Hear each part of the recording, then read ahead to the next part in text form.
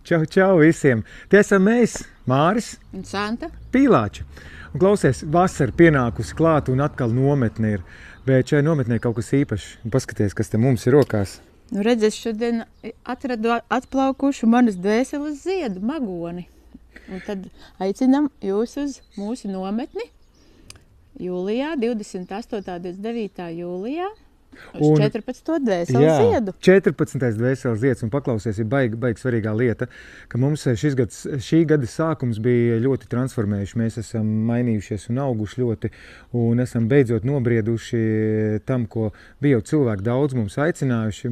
Māri un Santa, kad tad jūs beidzot divatā taisīsiet to nometni? Tad šī nometne ir tā, kad mēs jūs aicinām būt tajā mūsu enerģijas un mīlestības laukā, jo tie stāstnieki būsim tikai mēs. Un jūs būsiet tie, kas bagātinās šo lauku un kopā darbosimies. Bet nu te ķeramies pie satura. Jā, 14. arkāns ir lēnprātība, mērenība. Un tāda, es jau saku, tāds rāmi. Tas ir tāds iekšējs ļoti liels līdzsvars, un tas arī ļoti skaisti sasaucās ar to, ka mūsos katrā ir sievišķais un vīrišķais spēks, un jo lielākā līdzsvarā tie savstarpēji ir, jo arī mēs rāmi varam plūst pa dzīvi un būt autentiski un to savu katras enerģiju maigi pludināt tur, kur mums katram jābūt un ap sevi radīt tādu jauku atmosfēru. Lūk. Un arī ļoti svarīgi ir jo mēs katrs esam vairāk tajā savā līdzsvarā, jo mēs arī to izplatām pasaulē, un tad pasaule arī paliek daudz līdzsvarotāka. Tev paredzēts ir 5 lietas, Jā. kuras tu stāstīsi, kurām darboties. Jā, tā tad neiztrūkstoši, protams, krāsu terapija, kā vienmēr aurasoma, individuāli apskatīsim katra izvēles un tulkošu katra krāsu pudelīša izvēles. Tad ir paredzēts mums kopā ar Māri ēteriskās eļas un čakrafona meditācija.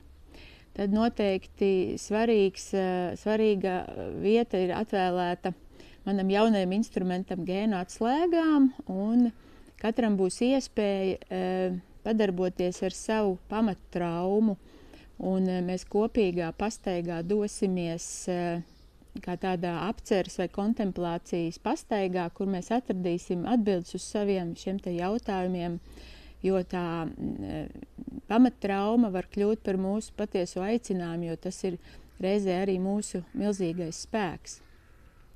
Un vispārīgi es arī pastāstīšu par 14. aurasomas pudelītes traumu, kas mums ir kolektīva, kā tautai, un tā ir nodevības trauma. Ja? Un tas mūs visus tā kā caurvīja arī kā latviešu tautas pārstāvis. Lūk, tāds ir tas mans plāniņš. Jā, un savukārt no manas puses mēs dosimies 2 ceļojumos. Viens jau minēja ar ēteriskām eļām un čakrafonu, tas tāds būs vairāk tāds dvēselisks, gaišs, netarams ēterisks lidojums. Mums visiem sajust to smalko tagadni un nākotni, un tad dosimies rīktīgā šamaniskā ceļojumā, bungu ritmā, savos dziļumos visīstākajos, un tad tur smelsimies to spēku, senču viedumu un drosmi doties tālāk. Un viņš no galvas izkrita. Taču par to sevis izpaušanu, kas ir ļoti būtiska. Jā, noteikti viena forša sastāvdaļa. Mēs varam garīgi augt, mēs varam izzināt un darboties visādi, bet kamēr mēs neejam drosmīgi pasaulē, nesākam darboties tur redzami, bez tā nekas nenotiek. Tāpēc mēs darbosimies tā, lai mēs kļūstam redzami, kļūstam drosmīgāk komunicēt ne tikai sev, bet arī cilvēkiem sev apkārt. Līdz ar to tas, lai paliek maz noslēpums, kas tas būs, bet būs ārkārtīgi interesanti un tas nebūs nemaz tik viegli. Un noslēgumā tā 4. vai 5. lieta, kā sanāk, būs, protams, uguns rituāls, ko mēs veiksim visdrīzāk tās pirmās dienas vakarā, un tā ir tāda neatņemama skaista sastāvdaļa.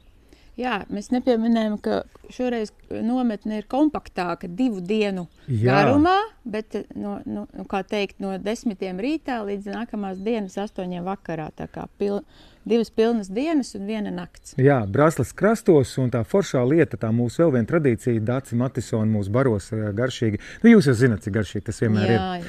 Jā, mīļie, un tā mūsu transformācija, un kāpēc mēs nolēmām taisīt šo nometni 2 dienas, ir tāpēc, ka mēs Santu abi esam ieguvuši tādu iekšējo mērenību un līdzsvaru savās attiecībās, savā dzīvē. Protams, mums ir lieli sapņi, mums ir lielas vajadzības un viss kaut kas, bet tāda dvēseliskā līmenī ir šī mērenība un līdzsvars, ko mēs savstarpēji esam ieguvuši, un mēs ar to noteikti gribam dalīties, lai arī katram jums ir iekšā absolūts miers, harmonija, un tajā mīlestības laukā, ko mēs kopā radīsim, tad, lai uzzied jauns, skaists šī gada dvēseles zieds.